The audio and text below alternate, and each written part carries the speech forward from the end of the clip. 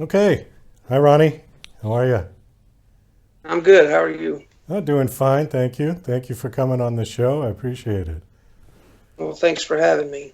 So, you are a police chief. Are you retired or are you still a police chief? I'm still active right now. I'm detecting a southern accent. Where in the United States are you?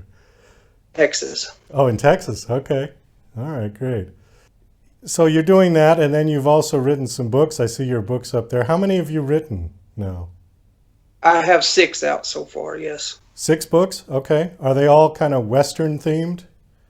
I have a crime fiction novel with book two due out this summer, and four westerns out so far, and then one nonfiction police leadership book. What got you inspired to write?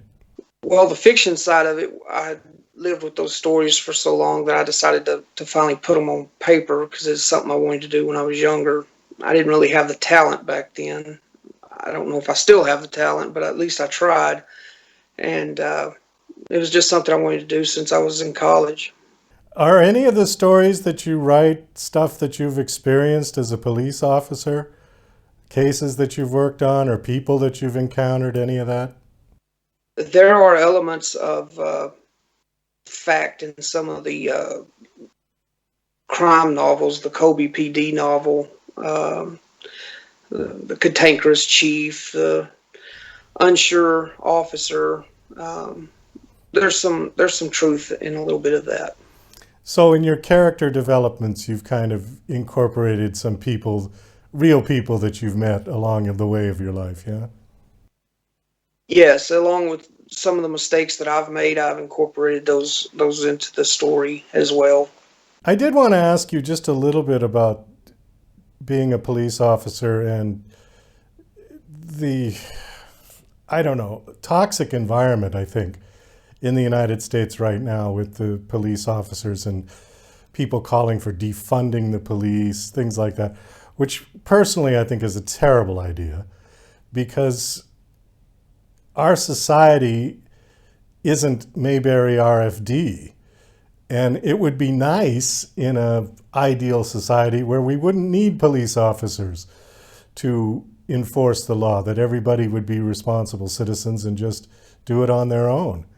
And the police could be there to help you if your car broke down or if you had an accident or something like that. Unfortunately, there are bad people in our society, and I just don't think that that's thought through very well. This notion of defunding the police. What do you think about that?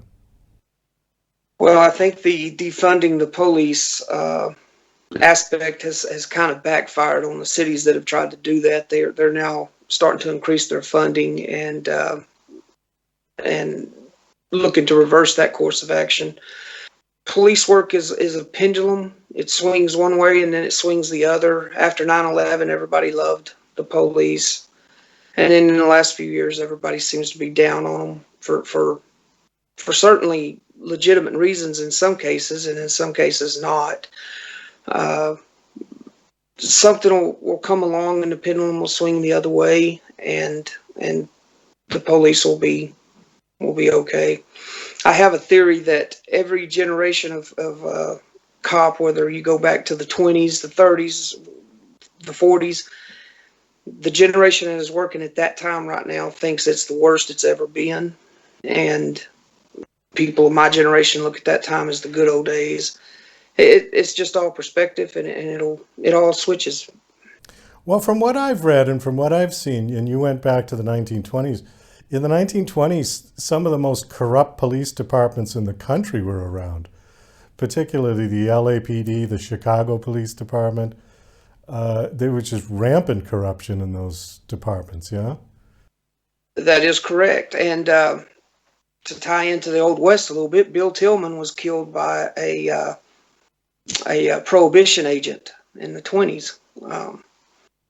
Bill Tillman being one of the three horsemen from Oklahoma Territory in the 1880s. He was killed by a corrupt prohibition agent. So there's always been problems. Everybody always thinks they have a solution, and sometimes the solutions make the problems worse. Well, that's true. I think certainly defunding the police was not a viable solution. Nor do I think the idea of sending social workers to violent situations. I don't think I don't think that's realistic. You know, I don't think talking to somebody who doesn't want to talk, I don't think that's going to work. If somebody lunges at you with a knife, you can't talk him out of it. He's on a charge, and you have to take him down one way or the other.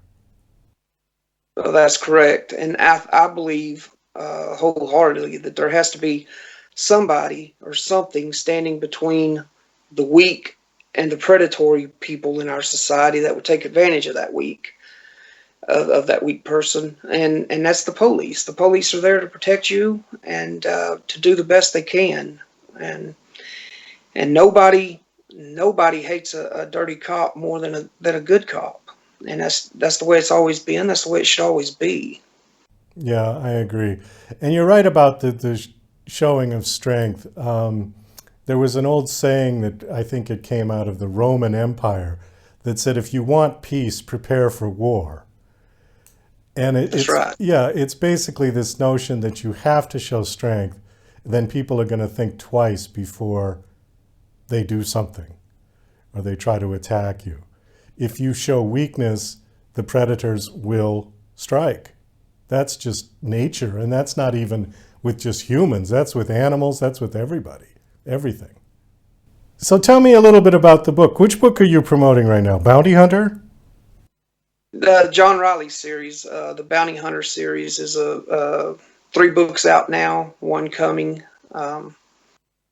It's about a young bounty hunter in Reconstruction, Texas, after the Civil War, who's just trying to make his way. He makes some mistakes along the way, and it costs him, but he learns from them, and he keeps trying to do the right thing. Is this anything like Tombstone? Is there elements of that? No, not really. Reconstruction, Texas, after the Civil War, there wasn't a whole lot of opportunity for people. And like I said, my guy is young. Wyatt Earp was pretty much a legend by the time he got to Tombstone. He was pretty much established. Although I personally think Virgil was the more astute lawman, but this is about a kid, a young man trying to find his way in a world that was changed by war.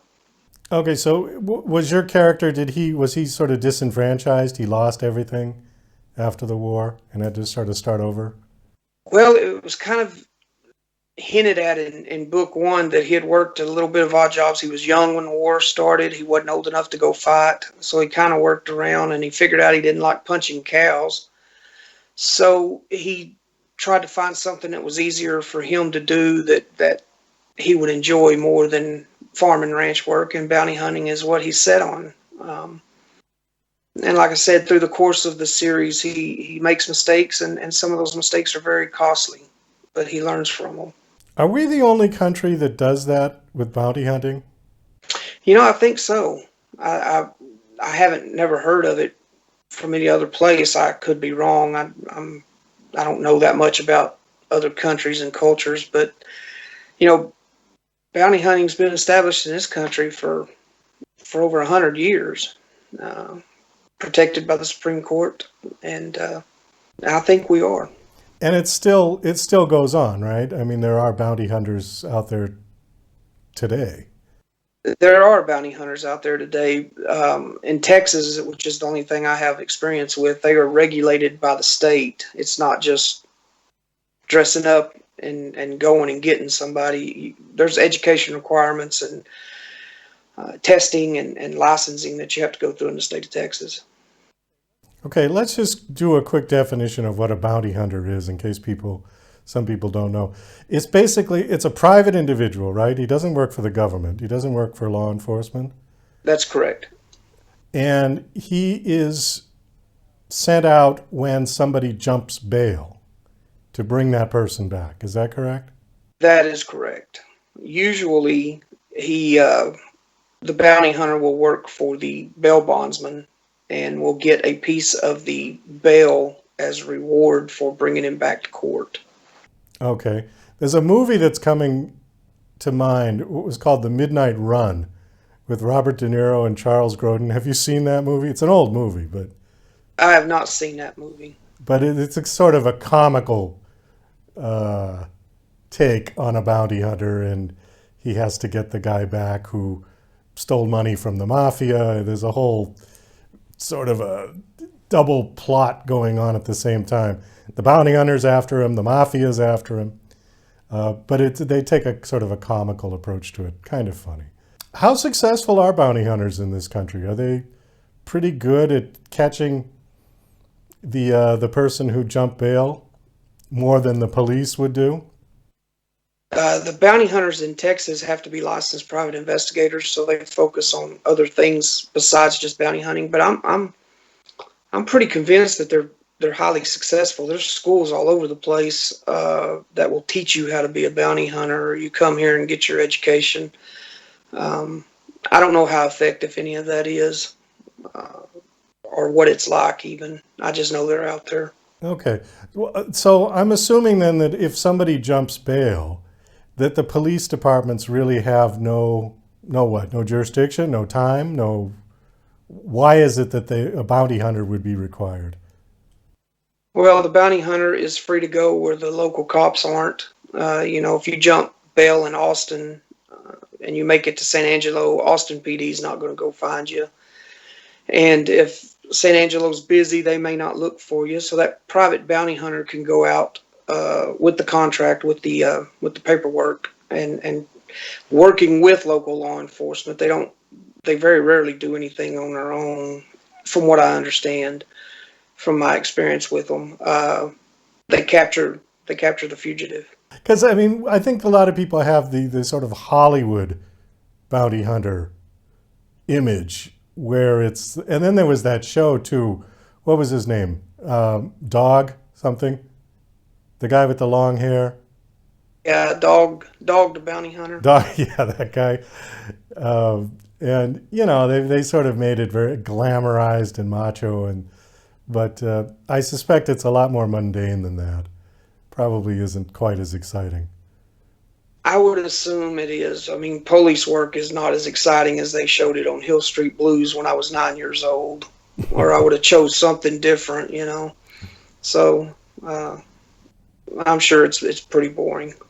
We are just about out of time. Do you have a website that you want to give out for your book, or a personal website? RonnieAshmoreBooks.com is the website. You can catch up with all the upcoming and current releases there, and follow my author page on Amazon and buy some books. Okay. And you said you have 6 books out at this point? 6 out right now. Okay. How are they doing? They're doing well. The Westerns are doing really well. The Colby PD novel was released last summer, and it did really well for a debut book. I'm looking forward to seeing what the next few batches of releases do. You have any interest in having your books turned into films? That would be nice. I think the Colby books and the John Riley, the bounty hunter books would make an interesting movie. The story I'm actually proud of is the one behind me, Last Stand of a Bad Man. I think that story is pretty interesting. I think it would make a fine movie. There you go. Well, there's lots of streaming out there these days. All kinds of studios. Everybody's making movies. All right. It seems that way. Well, Ronnie, thanks so much for coming on the show. It was nice meeting you. Nice talking to you. Best of luck with everything you're doing.